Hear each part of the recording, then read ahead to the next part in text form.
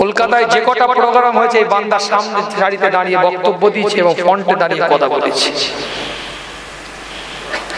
আজও বলে যাচ্ছি, যেখানে যে অবস্থায় যে হালে যেই অকাপ সম্পত্তিকে হরণ করার প্রচেষ্টা চালাচ্ছে, তাদের বিপক্ষে যারাই কথা বলবে তার পক্ষে আমি আছি। কথা বুঝতে পারছেন? এটা ঈমানি দায়িত্ব মনে করি। যিনি আন্দোলন করছেন, যারা আন্দোলন করছেন, তাদের ব্যক্তিগত ব্যাকগ্রাউন্ড আলাদা থাকতে পারে, চিন্তাধারা আলাদা থাকতে পারে, চেতনা আলাদা থাকতে পারে। তাদের ওই চিন্তা চেতনা ভাবনার সাথে আমার মিল নেই, কিন্তু এই অকাপ সম্পত্তির পক্ষে যারা কথা বলবে এই চিন্তা চেতনার সাথে আমার এক ভাই। কথা কিছু বোঝাতে পারছি না? বোঝাতে পড়া করছি। খাবার গেলাফটা এইভাবে ধরেছি, আল্লাহকে হাজির নাজির জন্য বলছি, আল্লাহে বিল্লাহি তাআলা খাবার গেলাফটা ধরে দোয়া চেয়েছি। ঠোঁটটা তখন কাবাতে লেগে আছে।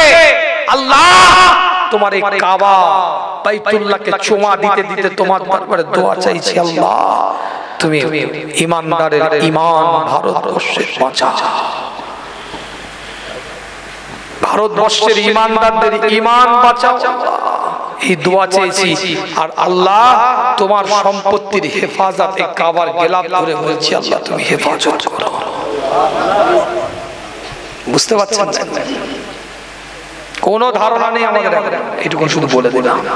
যতই চেঁচাই, যতদিন চেঁচাচ্ছি, এই ওয়াকাফের আন্দোলনটা আজকে আমি করছি না, আল্লাহকে হাজির নাজির জেনে বলছি। আপনারা জানেন কলকাতায় যে কটা প্রোগ্রাম হয়েছে এই বান্দার সামনে সারিতে দাঁড়িয়ে বক্তব্য দিয়েছে এবং ফ্রন্টে দাঁড়িয়ে কথা বলেছে।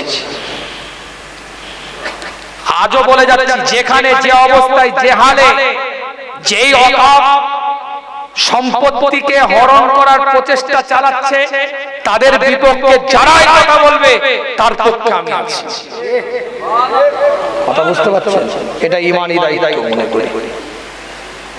যিনি আন্দোলন করছেন, যারা আন্দোলন করছেন, তাদের ব্যক্তিগত ব্যাকগ্রাউন্ড আলাদা থাকতে পারে, চিন্তাধারা আলাদা থাকতে পারে, চেতনা আলাদা থাকতে পারে। তাদের ওই চিন্তা চেতনা ভাবনার সাথে আমার মিল নেই, কিন্তু এই অকাপ সম্পত্তির পক্ষে যারা কথা বলবে এই চিন্তা চেতনার সাথে আমার এক ভাই। কথা কিছু বোঝাতে পারছি না? বোঝাতে পারি। আল্লাহ পাক কবুল করেন, সকলে বলেন আমিন। ভারতবর্ষের ভিন্ন ভিন্ন রাজ্যে, ভিন্ন ভিন্ন জায়গায় বাঙালিদের উপরে যে অত্যাচার চলছে, ভুবনেশ্বরের বুকে আমি 4টে প্রোগ্রাম করি, বিভিন্ন রাজ্যে প্রোগ্রাম করি আপনাদের দোয়ায়। মুম্বাই বলেন, আহমেদাবাদ বলেন, দিল্লি বলেন, রাজস্থান বলেন, অন্য রাজ্যের লোক আমাদেরকে দাওয়াত করে নিয়ে যায় না। যারা এই জায়গার বাঙালি মানুষ, তারা ওখানে ব্যবসা বাণিজ্য করে থাকে। এই আপনাদের এলাকায় বলছি, এলাকার মানুষ কিছু মুম্বাই প্রোগ্রাম করেছিল। একজন লেবার শ্রেণীর মানুষ, তারা জলসা দিয়েছে মুম্বাই। মুম্বাইয়ের লোক আমায় দাওয়াত করে না, মিরাটের লোক আমাকে দাওয়াত করে না, আহমেদাবাদের লোক আমাকে দাওয়াত করে না, এলাহাবাদের লোক আমাকে দাওয়াত করে না, দিল্লির লোক আমাকে দাওয়াত করে না, ওইদিকে আপনার কোটার লোক আমাকে দাওয়াত করে না, হরিয়ানার লোক আমাকে দাওয়াত করে না, জয়পুর রাজস্থানের লোক আমাকে দাওয়াত করে না। দাওয়াত করেছে বাঙালি লোক, যারা ওখানে গিয়ে ব্যবসা বাণিজ্য করে। তারা বেচারারা জলসার মাহফিল পরিবেশ তৈরি করে আমার পীরের আওলাদ আসবে। আজ তাদের উপরে অত্যাচার চলছে। সে যে জাতের হোক, যে সম্প্রদায়ের হোক, যে রিলিজিয়াস হোক, ধর্মকে চিনি না, জানি না, বুঝি না, মানুষের উপরে যে জায়গায় বাঙালিকে চিহ্নিত করে অন্য রাজ্যের মানুষ যাদের উপরে অত্যাচার করছে, আমরা যারা অত্যাচারিত হচ্ছে তাদের পক্ষে কথা বলাটা ঈমানি দায়িত্ব। জাত নয়, ধর্ম নয়, সম্প্রদায় নয়, রিলিজিয়াস নয়। আমার কথা কিছু বুঝতে পারছেন? আবারও বলছি, স্পষ্ট বক্তব্য, কে কি কেমন কি করেছে, কার কি আন্দোলনের রূপরেখা, অন্য কি অ্যাঙ্গেলে তার চিন্তা ভাবনা চেতনা কি আছে, এটার সাথে আমার সব পর্যায়ে তার মিল নাও থাকতে পারে। কিন্তু কিছু ইস্যু যদি এমন হয় যেগুলো ঈমানি অস্তিত্বের লড়াই, সেই ইস্যুতে এই মতামত সার্বিকভাবে ঐক্যের ডাক, একতার ডাকের জায়গায় তাদের পক্ষে আমি আছি। ওয়াকাফের বিপক্ষে, ওয়াকাফ আইনের বিপক্ষে যারা লড়াই করছে, বাঙালিদের উপরে যে অত্যাচার চলছে ভিন্ন রাজ্যে, তাদের বিপক্ষে হয়ে যারা কথা বলছে, তাদের পক্ষে আমি আছি। যারা লড়াইয়ের ময়দানে আছে, তাদের পিছনে পাহাড়ের ন্যায় আল্লাহ যদি চাই দাঁড়িয়ে থাকে। কথা বোঝাতে পারছি? আল্লাহ পাক কবুল করেন, সকলে বলেন আমিন। ইস্যু আলাদা করবেন না। এগুলো সামগ্রিক ইস্যু, জাতির স্বার্থে ইস্যু, সমাজের স্বার্থে ইস্যু, সব এক জায়গায় ফাইল করে খিচড়ি করে ফেলবেন না। আর এতে সবাই ঐক্যবদ্ধভাবে এক হওয়া দরকার। সব প্ল্যাটফর্ম, সব জার্সি খুলে দিয়ে, সব কালার মুছে দিয়ে এক জায়গায় দাঁড়িয়ে তার প্রতিবাদ করা হবে। আমার তো স্লোগানই ছিল রানী রাসমণি এবং আমি বললাম তো পরিষ্কার করে মাসলাক চার্চার ইসলাম সভা, এই প্ল্যাটফর্মে দাঁড়িয়ে আমাদের প্রতিবাদ করতে হবে। কথা বুঝতে পারছেন? আল্লাহ আমাদের সকলকে কবুল করেন, সকলে বলেন আমিন। আপনি রাজনীতি করেন, পলিটিক্স করেন, আপনার রাজনৈতিক ভাবে একটা আপনার পরিচিতি গ্রামে পাড়ায় মহল্লায় আছে, থাকবে। গ্রামের 5টা রাজনৈতিক দল থাকবে, যার যার ভালো লাগে সে তার রাজনীতি করবে, কিন্তু মৌলিক জায়গায় কোনো রাজনীতির, কোনো পলিটিক্স, কোনো নেতা চিনি না, ইমানি জায়গায় এক থাকবো। কথা ভুল বললাম? আবার যখন ভোট আসবে তখন আপনি ভোটের জায়গায় দাঁড়িয়ে ভোট করেন না, আপনি আপনার অ্যাঙ্গেলে আপনার পার্টির দালালি করেন না। যাকে ভালো লাগবে আপনার পিছনে থাকবে, যাকে আরেকজনকে ভালো লাগবে তার পিছনে থাকবে, কিন্তু মৌলিক স্বার্থে কোনো কালার, কোনো জার্সি নয়, ঈমানের জায়গায় একটা প্ল্যাটফর্ম তৈরি করতে হবে। একমত না দ্বিমত? একমত না দ্বিমত? এই মসজিদে ভিন্ন 5টা রাজনৈতিক দলের নেতা নামাজ পড়ে না পড়ে? এই মসজিদটাই আপনার গ্রামের 5টা রাজনৈতিক দলের লোকই নামাজ পড়ে মুসল্লি হিসাবে, কিন্তু মসজিদটা যখন আঘাতপ্রাপ্ত হবে তখন কোন কালার ওই মুসল্লি দেখবে না, তারা 5 জন এক জায়গায় দাঁড়িয়ে তার প্রতিবাদ করতে হবে। এটাই ঈমান। কথাটা বুঝাতে পারছি? ভালো করে বুঝুন আপনারা, ব্যাখ্যা ভুল নেবেন না। আল্লাহ আমাদের সকলকে কবুল করেন, সকলে বলেন আমিন। সব জায়গায় ওই আপনার কি বলে একদম মানে চাটুকারিতা করতে যাবেন না, কিছু ঈমানের বিবেক দিয়ে বোঝার চেষ্টা করেন, ঈমানের জায়গা থেকে বোঝার চেষ্টা করেন। আল্লাহ আমাদের সকলকে কবুল করেন। মসজিদে আসে, আন্দোলন এখান থেকে শুরু করেন। আপনার মসজিদ জোহরের ওয়াক্তে কাতার যেন জুম্মার মতন ভর্তি থাকে, আন্দোলন এখান থেকে শুরু হবে কি? মসজিদ বাঁচাবার আন্দোলন এখান থেকে শুরু হবে কি? কার কোন পার্টির পাটা আছে আপনার মসজিদের দিকে আঙ্গুল তুলে তারপরে দেখছেন। কথাটা কি বুঝতে পারছেন না? বুঝতে পারেন? আপনার মসজিদ বাঁচাবার আন্দোলন এখান থেকে শুরু হোক, আসরের ওয়াক্তে মসজিদের কাতার যেন ভর্তি থাকে, মাগরিবের ওয়াক্তে মসজিদের কাতার যেন ভর্তি থাকে। দেখি আন্দোলন করে। সব আন্দোলন রাস্তায় হয় না, কিছু আন্দোলন রাস্তায় হয়, কিছু আন্দোলন আইনি হয়, কিছু আন্দোলন ঈমানি হয়। এটা ঈমানি আন্দোলন। রাগ করবেন না আমার কথায়। রাস্তায়ও করতে হবে, বিক্ষোভের মাধ্যমে করতে হবে, গণতান্ত্রিক প্রক্রিয়ায় আইনি স্বীকৃতি যেখানে পেয়ে যাচ্ছে সেখানে আইনি লড়াই লড়তে হবে, ঈমানি লড়াই মসজিদে গিয়ে সেজদায় লড়তে হবে। সহজ এক জায়গায় হো করলে আন্দোলন করতে গিয়ে জোহর কাজা, আসর কাজা, মাগরিব কাজা, কি রে বাবা এই কি আন্দোলন? লড়াই করছি মসজিদ বাঁচানো, নামাজি পড়তে জানিস নি? আমার বাস্তবমুখী কথা বলে, যদি ভুল বলি প্রতিবাদ করেন, কান ধরে মারছে এলো, আর কি করবো আমি? আল্লাহ পাক কবুল করেন, সকলে বলেন আমিন। পর্দার আলে মা বোনেরা আছে, দিন বুঝে, ইসলাম মেয়েরা পাক পবিত্র কিছু বুঝে না। পাক না পাক এই জ্ঞানটাই, যেখানে পাক না পাকের জ্ঞান থাকবে না, ইবাদত করেও কবুল হবে না। কেন? হারাম বস্তু, হালাল জিনিস কিনে আনছেন, কিন্তু অপবিত্রতা হওয়ার কারণে হারাম হয়ে যাচ্ছে। ভালো প্লেন চকচকে খাসির গোশ, গরুর গোশ, মুরগির গোশ কিনে নিয়ে এসেছেন, বিসমিল্লাহ আল্লাহু আকবার বলা, একদম সুন্দর করে পেঁচানো, নিজে জবাই করে ছাড়িয়ে সুন্দর করে নিয়ে এসেছেন। আর এমন ওই আপনার স্ত্রী, আপনার মেয়ে, আপনার বৌমা রান্না করেছে, পাক পবিত্র জানে না, হাতের নাপাক পাক জানে না, সেটা দিয়ে রান্না করেছে, হয়ে গেল বটচাচির খাটাই চলে গেল। 800 টাকার খাসির গোশ মনে করলেন হালাল খেচ্ছেন, কিন্তু এমন পাত্রে রান্না করেছে যেখানে কুকুর চাটছিল, হয়ে গেল হারাম, পেটে ঢুকে গেল, সেজদা কবুল হলো। আমার কথা কিছু বুঝতে পারছেন? আল্লাহ পাক কবুল করেন, সকলে বলেন আমিন। আবার একটা জিনিস, অনেকে কুকুরের গোশত দিবে খাবে, বিড়ালের গোশত কেউ খাবে? হ্যাঁ, বিড়ালের গোশত, কুকুরের গোশত হারাম জিনিস কেউ খায় নাকি? বেরো এখান থেকে। মুরগির গোশত সবাই খাবে, কিন্তু ভাইয়ের সম্পত্তি ঝেড়ে রেকর্ড করে নিজের নামে ওই সম্পত্তি বেচে দিয়ে টাটকা একদম জবাই করা খাসির গোশত নিয়ে এসে সুন্দর করে রান্না করে পবিত্র হয়ে খেলে মনে হালাল হবে না? এটা বলতে তাহলে আমাদের তো সমাজে এটা ভালো মতনই চলছে। লোককে কাঁদিয়েছি, দুঃখ দিয়েছি, প্রতিবেশীর হক নষ্ট করেছি, ওর 2 কাঠা জায়গা নিজের নামে রেকর্ড করে ভালো সম্পত্তি বেচে দিয়েছি, রাস্তার ধারে মার্কেট জোর করে দখল করে ভাইয়ের অংশ কিনে নিয়ে বেচে দিয়ে ওই টাকা দিয়ে সুন্দর একটা খাসির গোস্ত কিনে নিয়েছে, বলে হালাল খেচ্ছে, খা, ঠাঠিয়ে ফেলবে কবরে গিয়ে। কুকুরের গোস্ত খাওয়ার থেকেও বড় হারাম হবে ওই খারাপটা। তারা বোঝাতে পারছি? সমীক্ষা বুঝে নি, ওয়াজ বোঝার জিনিস বোঝাবার চেষ্টা করেছি, নাহলে একটা ঘটনা ধরলে শেষ হয়ে যায়, এত কিছু বলার দরকার ছিল না। আর আজকে তো আপনারা এমনি ছাড় দিতেন আমাকে, এত খাটারও দরকার ছিল না। হুজুর অন্যদিন ওয়াজ হবে, আজকে একটু দোয়া করে দেন। কি ভাই কথা ঠিক না? আল্লাহ পাক কবুল করেন। সকলে তেলাওয়াত করে নেন, ছোট্ট শুকরিয়া তার বলি আলহামদুলিল্লাহ। খুব অল্প সময়ের মধ্যে দোয়া হবে। মাশাআল্লাহ, আমার পূর্বে আলোচনা করছিলেন মাজারাই দরবার থেকে আগত পীরজাদা রাকিবুল আজিজ সাহেব। আমি গুনাহগার, আপনাদের খিদমতে আল্লাহ পাক যে নিয়ে এসেছেন এটা লাখ কোটি শুকরিয়া। কেন গতকাল রাত 11টা সম্ভবত 10-15 দিকে আমি বাড়িতে এসেছি, প্রায় 36 ঘন্টা জার্নি মদিনা শরীফ থেকে সরাসরি বাড়িতে কাল রাত 11টার দিকে এসেছি। সকাল থেকে ভিন্ন ব্যস্ততার মধ্যে দিয়ে আমার সময় কেটেছে। এখান থেকে আবার ব্যস্ততার মধ্যে থাকতে হবে কালকেও। আল্লাহ পাক কবুল করেছেন যে আপনাদের খিদমতে গুনাহগারকে নিয়ে এসেছেন। অনুরোধ করব আশেপাশে যারা আছেন পরিবেশটা তৈরি করে নেন, সুন্দর থেকে আরেকটু সুন্দরতর বানিয়ে নেন। অল্প সময়ের মধ্যে ইনশাআল্লাহ দোয়া হবে, সবরে সানি হবে, ইসালে সওয়াব হবে। পরিবেশ সুন্দর রাখেন, ইসালে সওয়াব হবে, দোয়া হবে, সবরে সানি হবে। বিস্তারিত লম্বা আলোচনা নয়, কেন আলেমে হযরতরা আলোচনা করেছেন। আমি গুনাহগার এসেছি কিছু কথাবার্তা বলে আপনাদের পীরের আওলাদ দোয়া করে বিদায় নেব। কি ভাই আলোচনা হবে না দোয়া করে দেব? না না, বিরিয়ানির গন্ধ কান নাকে চলে এসেছে।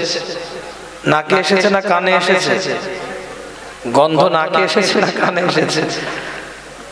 আল্লাহ কবুল করেন। হাড়ির আওয়াজ কানে এসেছে আর গন্ধ নাকে এসেছে তো নাকি? না কানে গন্ধ এসে গেছে? কে কে শুনবেন একটু হাত তুলে দেখানো যাবে? একটু কষ্ট দিয়ে আপনাদের দুটো হাত টনটনে করে তুলে এটা তাকবীরের ধ্বনি দেন দেখি। নারায়ে তাকবীর। ইমানদারের মতন জজবা নিয়ে হাল নিয়ে আওয়াজ দিয়ে বলেন নারায়ে তাকবীর। সকলে একই সুরে, একই আওয়াজ, একই শব্দ, একই জিকির, একই স্মরণ আওয়াজ দেন নারায়ে তাকবীর, নারায়ে তাকবীর, নারায়ে তাকবীর। বিশ্ব নবী দিবস, বিশ্ব নবী দিবস, ঈদে মিলাদুন নবী, জশ্নে ঈদে মিলাদুন নবী, নারায়ে তাকবীর। إن الحمد لله الحمد لله رب العالمين والعاقبة للمتقين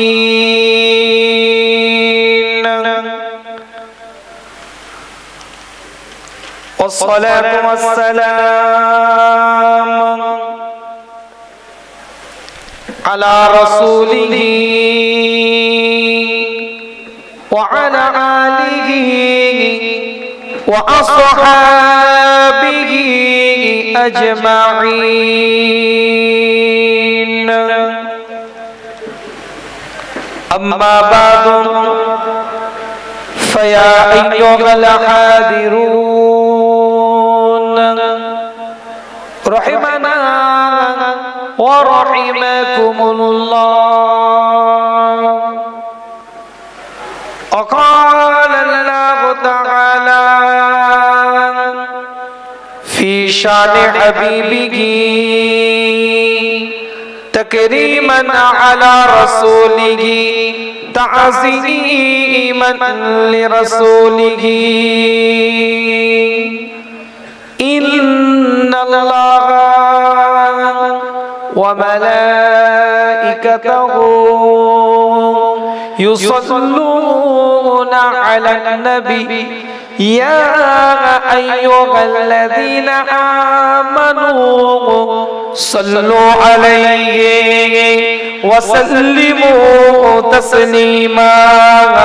اللهم सल्ले अला, खूब मोहब्बत से वला आली, मोहब्बत से पढ़ें अल्लाहुम्मा सल्ले अला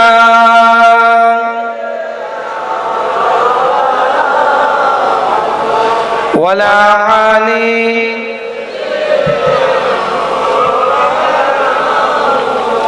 हाल दिल किसको सुनाएंगे, आपके होते होंगे। हाल दिल किसको सुनाएंगे, आपके होते होंगे। क्यों किसी के दर पे जाएंगे, क्यों किसी के दर पे जाएंगे, आपके होते होंगे। हाल दिल किसको सुनाएंगे, आपके होते होंगे। क्यों किसी के दर पे जाएंगे, क्यों किसी के दर पे जाएंगे, आपके होते होंगे। हुजूरे दरबार सरकारे कायनात যেখানে ঘুমিয়ে আছে, মনের কথা সেখানেই শোনাতে হবে। যারা গিয়েছেন হাল তারাই বুঝতে পারবে।